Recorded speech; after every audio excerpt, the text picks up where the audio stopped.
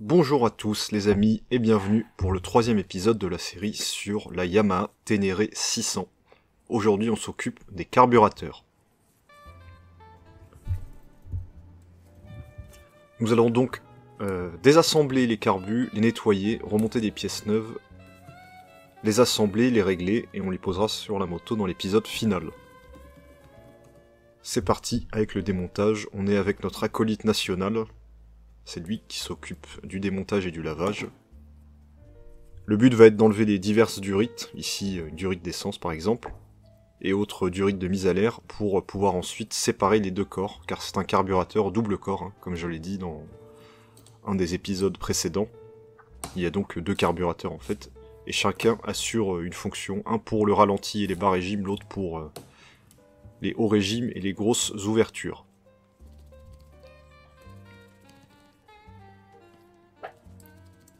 Il y a donc une platine inférieure qui les assemble, retenue par 4 vis.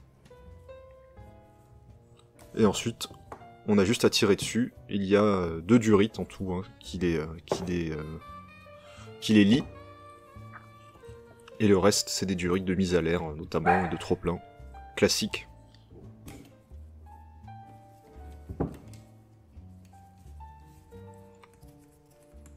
Ici, dépose de la vis de réglage de régime de ralenti. Ensuite, on s'attaque à la cuve. Toutes les vis viennent bien avec ce carbu, c'est la bonne nouvelle. En même temps, elle était stockée en intérieur, donc ça aide. Et on découvre la cuve, qui est dans un état correct. Bon, on voit des dépôts d'éthanol. Il me semble que le propriétaire faisait indifféremment ses pleins à l'E5 et à l'E10. Alors qu'il faut toujours faire ses pleins à l'E5 sur les motos à carbu. Ici, mon acolyte a déposé la vis de richesse. Et là, un joint qui est totalement HS. Sur le corps du carbu. On s'attaque ensuite au flotteur et au pointeau.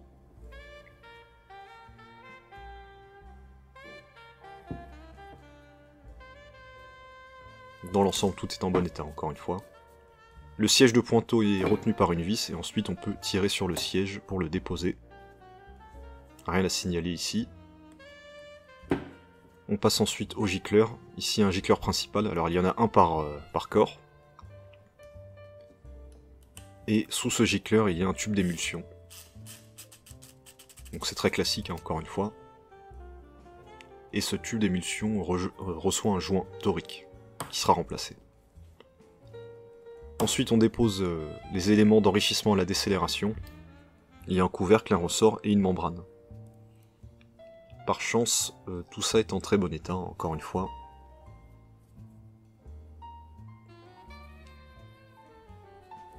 La membrane est souple et n'est pas déchirée. On va pouvoir la réutiliser en l'état. Ici, dépose du couvercle.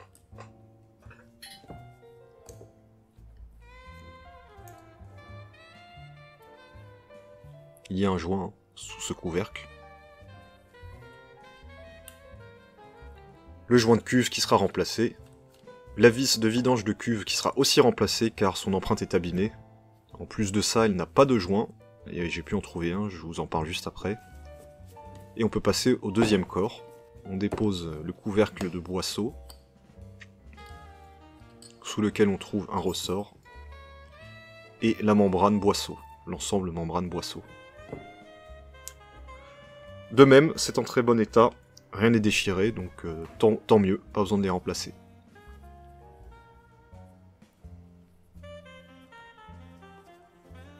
Un bouchon ici, on voit qu'il y a un bout de joint qui est tombé, je pense qu'il y avait une fuite à ce niveau, car le propriétaire nous a dit qu'il y avait des fuites d'essence, et c'est pas étonnant, vu l'état du joint. Et ce joint sera remplacé, bien sûr. Sous ce bouchon, il y a un gicleur principal. Ici, c'est le côté qui s'occupe des grosses ouvertures, le côté sans cuve. Et ce sera tout pour le démontage, on passe au nettoyage, avec une musique entraînante.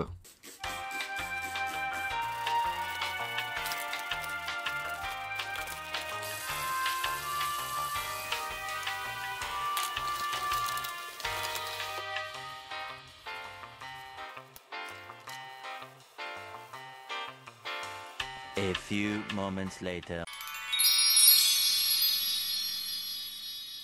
On va passer à l'assemblage des carburateurs maintenant que tout est propre et qu'on a reçu les pièces neuves, notamment les joints qu'on voit ici. Je vais commencer par ce côté.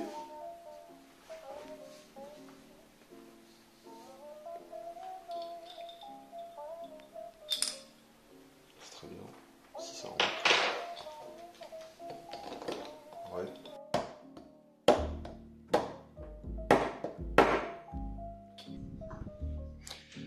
Donc ici on voit le tube d'émulsion qui est en place.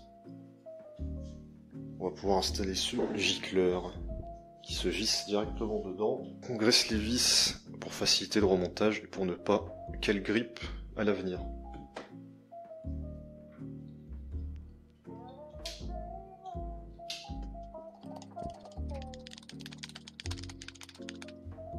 Là, je suis au contact, pas besoin de serrer plus.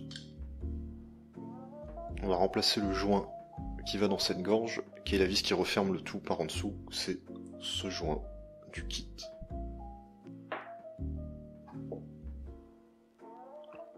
Pareil, je le graisse.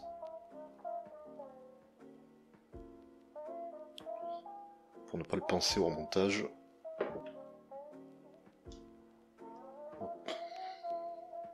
Comme ceci. Un peu de graisse.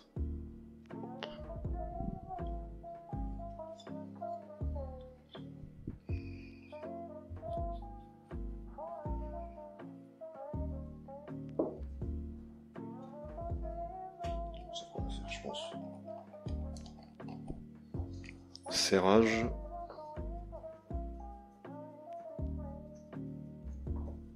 Ça suffit, hein. Bon contact. Faut aligner cette oreille avec la fente ici dans le corps. Et bien insérer l'aiguille dans le puits. Comme ceci. J'espère qu'il va tenir dans ses gorges. Sinon, ressort, couvercle, mais il n'y a pas d'orientation.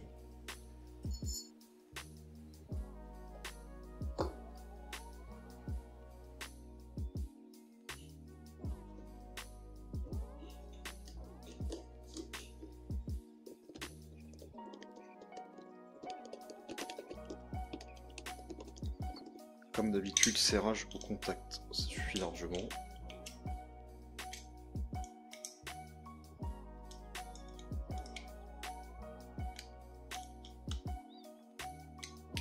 Et c'est fini pour ce côté, a priori. Donc ça c'est le côté simple. On va passer à l'autre côté. On va installer la vis de vidange de cuve. On va graisser également. Cette vis est neuve, ainsi que le joint. D'ailleurs d'origine il n'y a pas de joint, mais j'ai pu en trouver un. Et ça stoppera sûrement la fuite dont on nous a parlé au moment de déposer la moto. Pareil, on graisse tout ça.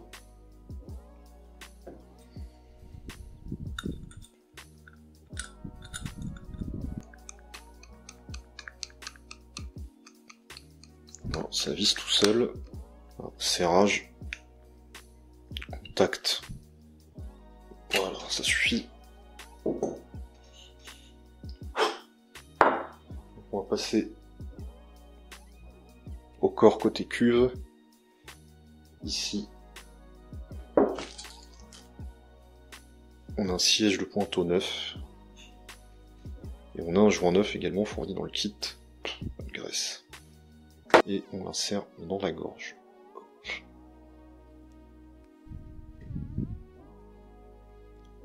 On voit qu'il est libre. Et on le remonte dans son logement, ici. Et ou pas, je disais, on le remonte dans son logement ici, et il faut le presser, hein, tout simplement. Hop. Voilà, là on est au fond, c'est bon, et il y a cette vis de maintien également. Hop, un peu de graisse comme d'habitude.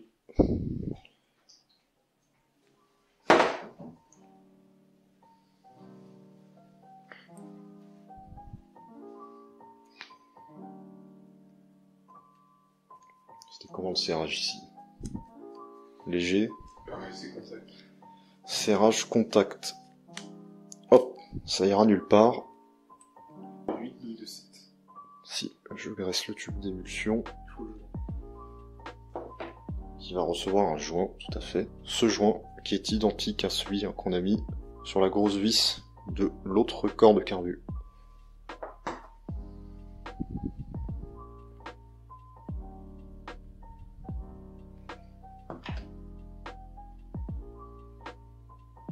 Par ici.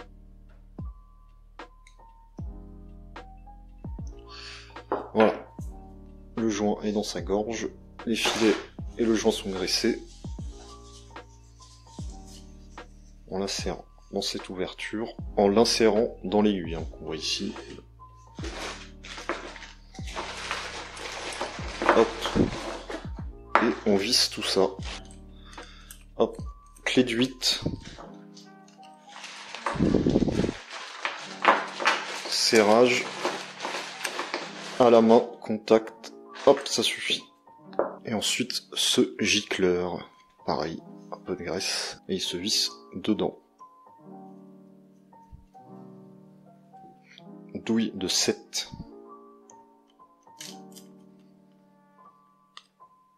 Pareil, serrage.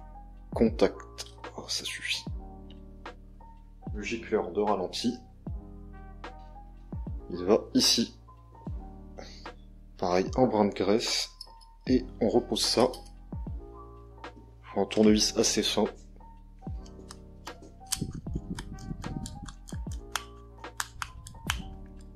Et on serre ça pareil. Au contact, ça suffit. On va maintenant contrôler la hauteur du flotteur. Pour ça, on repose le pointeau.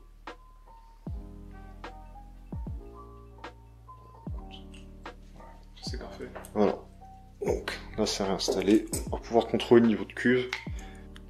Il faut que le flotteur enfonce partiellement le pointeau. Et pas complètement comme ça. Hop. Et là on va mesurer la distance entre le plan de joint et l'extrémité du flotteur. Et on doit trouver 26 mm. C'est bien là. Ouais. Donc on laisse comme ça, on va pouvoir refermer la cuve. On va poser ce joint ici. Un peu de graisse.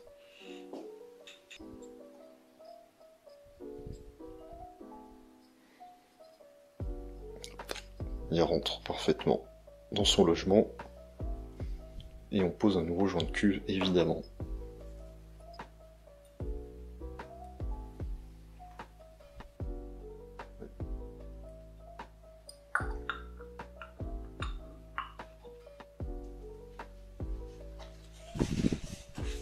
C'est bien plat.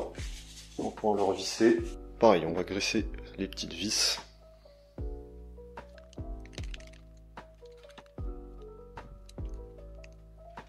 Serrage léger, contact, hop, ça suffit.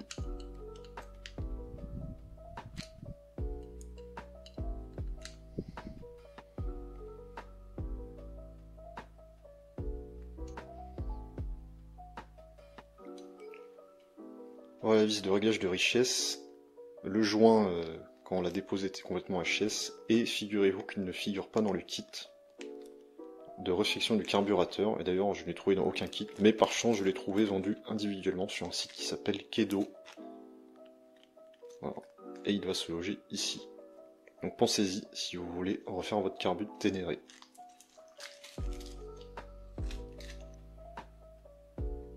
Par en bas. Hop, voilà, enfin.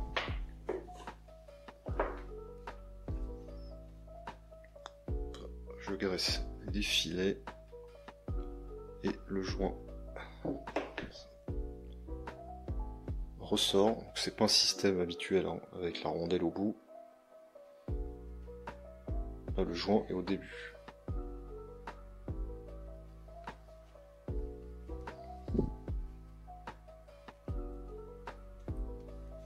Et Et on va la serrer au contact avant de faire le réglage.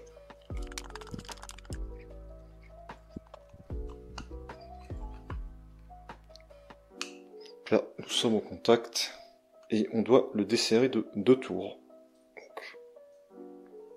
Donc, 1,5, 1, 1,5, 2. Et ce sera le réglage de base. Si besoin, on ajustera sur la moto. Ensuite, on va refermer le couvercle ici. Le kit contient le joint de ce chapeau. On ne va pas graisser pour le coup.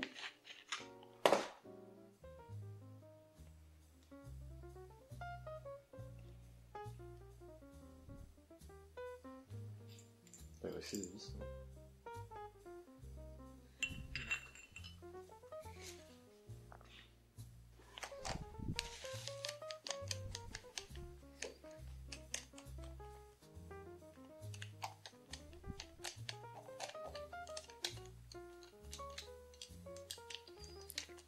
Pareil, serrage contact, le joint fera l'étanchéité. Hop, c'est bon. Et on termine avec la capsule d'enrichissement, la décélération. Voilà pour le coup. On va graisser. Il faut aligner l'oreille ici avec le carbu. Cette ouverture. Là, le ressort est quand même un peu balèze, donc il faut mettre pas mal de pression pour le maintenir en place quand on remet le couvercle.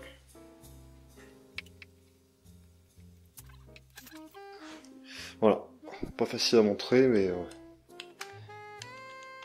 la membrane est bien dans sa gorge, le ressort est en place, et on serre les vis au contact, comme toujours.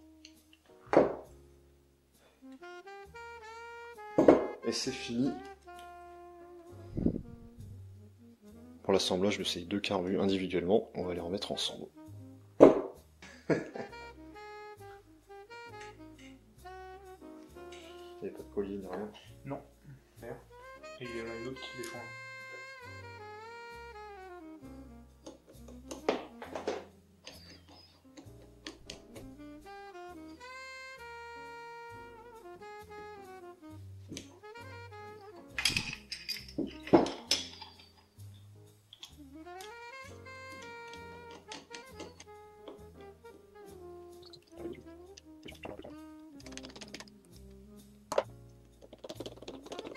La vis de réglage du régime de ralenti qui va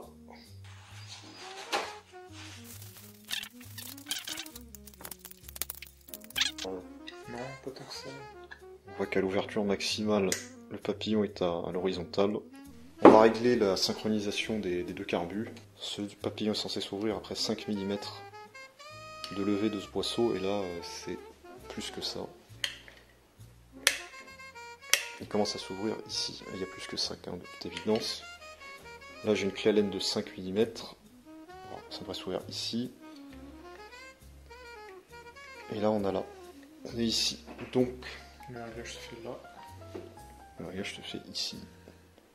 Faut visser ou dévisser.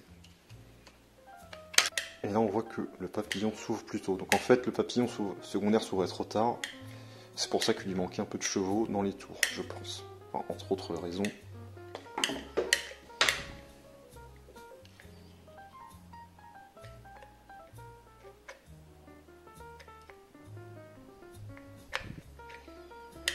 Là c'est bon. Et on voit que ça s'ouvre